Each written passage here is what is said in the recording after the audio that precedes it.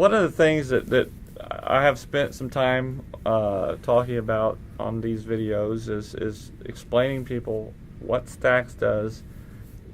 We could explain at the same time and show a little bit of the differences in STAX and SCO, supplemental coverage option, that is also available to Cotton.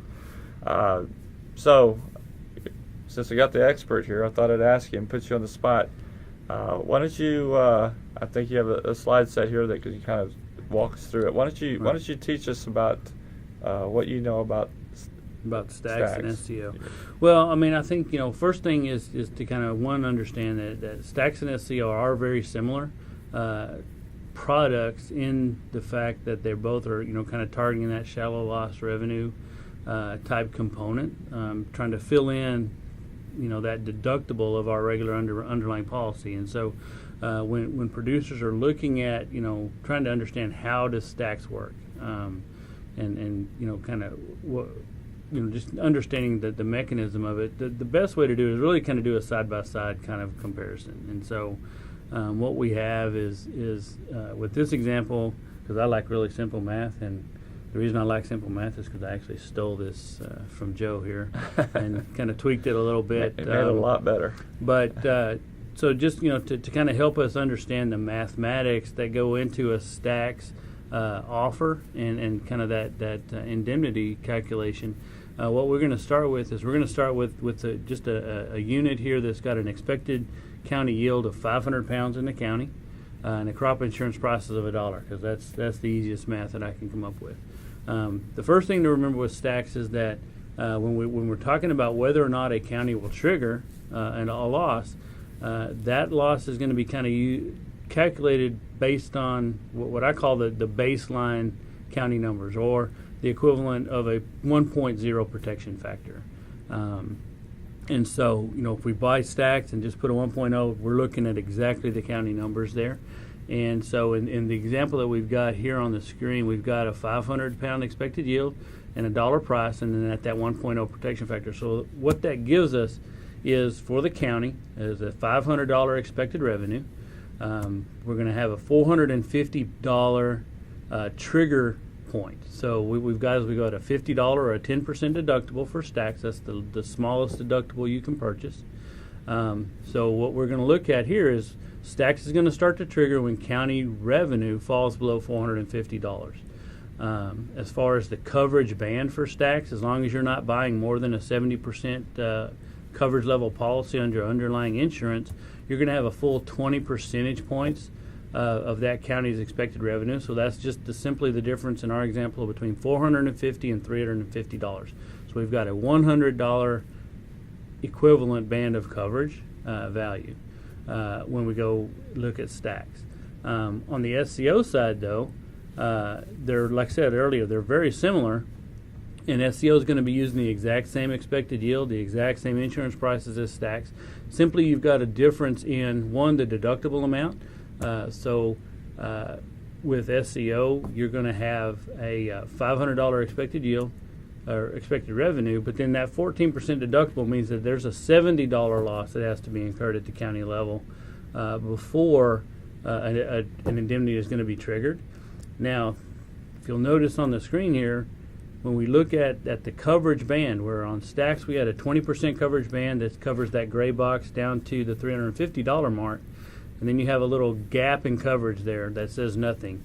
Basically, that represents the fact that our underlying insurance policy in this example is a 60% policy. So we have a little bit of a donut hole in regard to our insurance coverage there. So we've got our underlying policy, a little bit of a gap, and then the area-wide or county-based program on top of that. With SCO, you'll notice there is no gap there between our underlying policy and then that coverage band. And that's because SCO will cover from that 14% deductible or that 86% level all the way down to our insurance policy. So when we look at the coverage amount on the SCO side, the best way to do it is just look at a harvest time example. We'll say our actual revenues came in at $365. On the STAX side, that's going to generate a very simple mathematical difference between, you just subtract the 365 from the 450 there, that's our trigger point, and we would see that we have an $85 indemnity being triggered. SCO is a little bit different. If you'll notice on the SCO band, that difference between 430 or 86% and the 60% level at $300 is actually $130. So there's more dollars of coverage in the SCO band compared to the STAX, which is only 100. But you can see that at this level of revenue, we actually trigger some slightly different numbers. So STAX triggered an $85 indemnity. The SCO indemnity, just in number terms, is $65. But what kind of sets SCO apart from STAX is that when it comes to the indemnity being paid, it's actually going to translate over to your underlying crop insurance policy. So in this example, as a producer, I actually have this policy that's on the far left-hand side of the screen, which is I have an actual APH of 750 pounds. So if I use that same insurance price of $1, my expected revenues are $750. My SCO deductible is the difference between $750 and $645, or $105. That's the 14%. My trigger point at 86% down to my coverage level of 60%, whereas at the county level that value is $130. When I actually buy an SCO policy or an endorsement and put it on my policy, I'm actually going to be purchasing $195 worth of coverage, potential coverage. So you can see that the numbers do scale from the county level there in the middle bar up to my underlying policy. So when I have this $65 loss at the county level, the way they translate that, they're just going to create a ratio and tell me what percentage of loss did I have within my coverage band. And so that math is actually quite simple. We calculate the $65 of actual loss divided by that $130 of the coverage band at the county level to give us a 50% loss experience here when we have this level of actual revenues at $365. So if my policy was equal to the county, everything was matching up fine, my payment would in fact be 50% of that $130 or $65. But since my insurance policy is on the far left over here, what we have is actually we're going to take that 50% loss, multiply that by my $195 coverage band to come up with the actual indemnity that would be paid to me of $97.50. So when we look at it this way, the SCO has an indemnity of $97.50. STAX would pay an indemnity of $85 for the exact same level of loss at the county level. From this point, really the only thing left to do is just to kind of figure out what's the piece of the puzzle we didn't put into the STAX equation, and that's the fact that STAX has one more option available to it, and that's this protection factor. You can see on the right-hand side there we've got a protection factor of 1.0, which is that baseline for the county. Producer has the ability to buy up to 1.2, or 120% of the county's expected. So when we do that, we take that $85 STAX loss, multiply it by 1.2, and if we had put that 1.2 factor on, apples to apples here, the SCO component would have triggered a $97.50 payment, gross payment. The STAX would have been about $102, and then you've really just got to look at it on the difference in the premium costs. And there's going to be a substantial difference in premium costs between these two products because of the difference in subsidy levels, and in the rates are about the same, but you're using a lot more dollars on the SCO side, and then more coverage subsidy level on the STAX side makes it a little bit different. So basically, after talking about this for months, I finally boil it down to, if your individual APH is significantly, not just a little bit, but significantly higher than the county average yields developed by RMA for the crop, that's the only way you're going to pick SCO over STAX. Yeah, I would agree. I think they really, you can see in our example here, we've actually got an APH that's 50% better than the county. Right. And the numbers still favor STAX when you get into this shallower type loss. Right. And, like I said, we can certainly get a lot more coverage on the SCO side in dollar terms, but the cost is definitely going to be there. Have you put, I know you probably have, but I get asked this question a lot. How do I do that 1.2? And I said, well, don't think you're not paying in a small percent of your premium is going to help you. You're paying for the ability to get 20% Absolutely. higher Absolutely. indemnity. Just remember, you're paying every year for the right to get 20% higher, in this case, payment, if one is paid. If one is triggered. Yes. That's exactly right. So again, I don't think, from my looking at the rates, it's not very expensive to go from 1.0 to 1.2. No, it doesn't really add a whole lot to it. I mean, you're really looking at, when you do the calculation here, when you buy that premium for that STAX, you're looking at $100 of coverage, okay, with the baseline numbers. Right. When you change that to 1.2, you're looking at paying premium on $120 of potential liability. Right. So really, you're exactly right. With an 80% subsidy, that difference is pretty minor Right. in the grand scheme, and allows you to do a lot more with that coverage. Now, having said all this, I have found a few, not many, but a few instances where those individual APHs were substantially higher than the county level. Not because maybe the APH was that far out of line, but because the announced data for the announced yield for the county was just that low. Right. And so, you just have to look at it. But by and large, the answer is, if in this state in particular, unless you've got something really wild with your APH relative to the county data, you're going to go with STAX if you choose to buy one of these. Right. And yeah, I think shallow you're loss right. plans. My advice to most producers is, let's get your underlying policy kind of in the best shape that it can be, because that's going to be, your primary safety net. It doesn't matter if you're a cotton person, Right. grain, sorghum, wheat. There's nothing in this farm bill that's really guaranteed in any shape, form, or fashion. I mean, there's not a direct payment for anybody, Sorry. and everybody is going to be at some level, kind of blowing around based on what the market does and what Mother Nature gives us in terms of yields. And so we have to make sure that our underlying policies are in the best shape that they can. Then make that decision on whether you make that additional investment. And like I say, it is an additional investment, I think. It's the best way to think of it. And it's an investment in kind of some disaster type protection. I mean, Right. it has to be kind of a widespread issue that we're looking at, but it also doesn't have to be as deep a loss as we would normally have to endure on our own from our underlying policy standpoint. Right. That explanation really helps me, and I know you said it earlier, but you really made my complicated slide a lot easier to understand.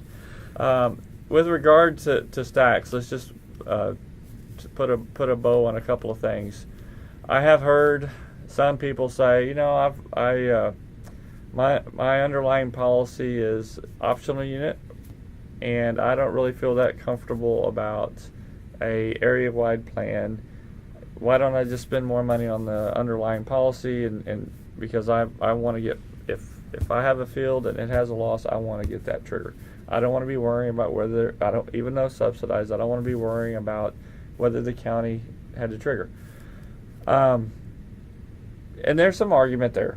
We'll talk, but let me lay out the other side. The other side is I've got 27 different farms. I'm already at enterprise units, taking advantage of an 80% subsidy for that, up to 70%. Is there a very big difference in that, having an area policy to you versus enterprise, if you're that diversified across the county? No, really there's not. I mean, I think that you've already kind of taken the first step towards understanding, how to kind of gauge these things across the entirety, of your operation. And like I said, when you're diverse both in location but then in number as well. I mean, you just have a lot of smaller units, but they're spread out, pretty well across the county. If you've already taken the step to take advantage of enterprise units to capture that extra premium subsidy, that better premium rate, to be able to actually insure more total dollars of coverage and provide you, a better safety net from if the worst happens and I have a big problem, to maximize that benefit. You're very well on your way to understanding that STAX is very really just a program that will trigger a little bit earlier than your enterprise units would trigger on your own. I mean, you think of it this way: if I've got 27 units scattered all across the county, I've still got to incur a 30% loss across all of those units before my underlying policy is going to pay. Whereas across that same geographic area, I've only, if you want to think of it in this term, would only have to actually incur 10% loss for that area-wide plan to begin to trigger. So it is going to trigger. It's designed to trigger much earlier than our underlying policies are. And in that way, it's going to probably be something that really, we get just in that no man's land of yield and revenue, where we're just above our guarantees, but we still have to pay all the premium, but we don't generate that indemnity. That's really the worst place for a producer to be, is to buy a 70% policy, end up at basically 75% of their expected revenue. You've had to take all of that 25% loss on your own shoulders. And so the STAX program and SCO as well are both designed to kind of fill that in and help ease that burden. And as far as the yield side, I've had some producers talk to me about, my yields are just so much better. When going back to this SEO discussion, they're not maybe 50% better that would make SEO look like a better purchase from the dollars of cost that it's going to be, but they think that my yields are so much better that it's never going to trigger. STAX will never trigger. And what I just try to remind producers of is that if that county expected yield is 750 pounds or 900 pounds or 1,000 pounds. Okay, we'll just say it's 1,000 pounds on cotton. And we have several counties on the high plains that are this way. And, I've got a producer who's got a lot of pivots. He's maybe got 3 or 4 patches of drip. He's got some 12, 13, 1,400 pound APHs on those deals. And he's thinking, my yields are so good that STAX will never trigger. And I think the most important concept to think of is that your yield, those high yields of yours, are part of that 1,000-pound average, and there's somebody on the other end of that as well. And it will work out over time with these data sets, as long as they're consistently applied, that we can see STAX potentially have the opportunity to trigger some level of payment.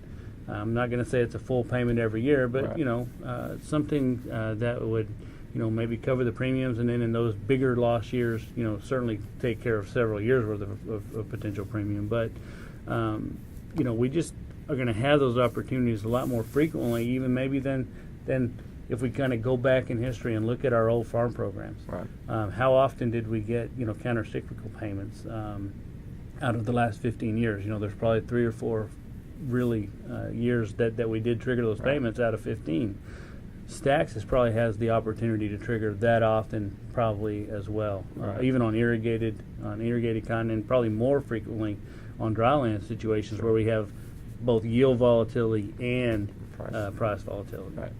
One of the, I guess I was sitting here listening to you, I came up with another option where you might look at SCO relative to STAX, and that would be, and it all depends still, but that would be where your underlying policy is really low, the donut hole would be substantially bigger, and you're going to be covering, say you buy in 55% coverage. And in Panhandle, that used to be very frequent. Very frequent. So 55% level of underlying policy. If you were thinking about buying something, an area plan, SEO would give you the opportunity to go from 86 to 55. STAX would go from 90 to 70, then you'd have from 70 to 55 blank. Now, I can argue against myself as saying that if you made the decision that you wanted to buy this SEO plan to fill that whole gap, you might want to use some of our analysis tools to buy that, to use that money and take your individual coverage up. Have you had any thoughts on that as well? I've thought about it a little bit, but probably not quite to the depth that you have. But I think I would agree that if you are kind of in that range of APHs where you're really having there's an obstacle there to get you of maybe very much above 55 or 60% policy, but that you would actually consider putting an SEO endorsement on it. Those extra dollars that SEO is going to cost, especially, of course, if you can kind of compound this effect, with enterprise units and get that higher level of subsidy, you can really kind of close up that gap. to that 70% level to make STAX also look pretty good, but even just make your underlying policy a lot more robust. And I think, like I said, I think if you go from optional units and then take SEO money to just buy up, I think you can probably move up a step, maybe two. Right. I think that if you're down at that level and you haven't really taken the plunge to look at enterprise units, which is something people should do, because the ability now to differentiate enterprise units by practice makes enterprise units a completely different animal than we've Right. had in the past. Right. And so when you can lump all that dry land together under a single enterprise unit, where your biggest, your number one risk is an area-wide drought risk anyway, it just makes a lot more sense Right. to be able to take that extra subsidy, move that coverage level up to 70, and then maybe make that extra $4, $5, $6 investment in STAX Right. to really kind of put you into a Right. full range of safety net versus maybe a lower level individual policy on optional units Right. with an SEO option on the top, because Correct. it's just a little bit tougher. Yeah. I mean, it is a little bit tougher to do that. There are, I'm running across a few lenders who are not really sold on the enterprise concept, but that was the old style.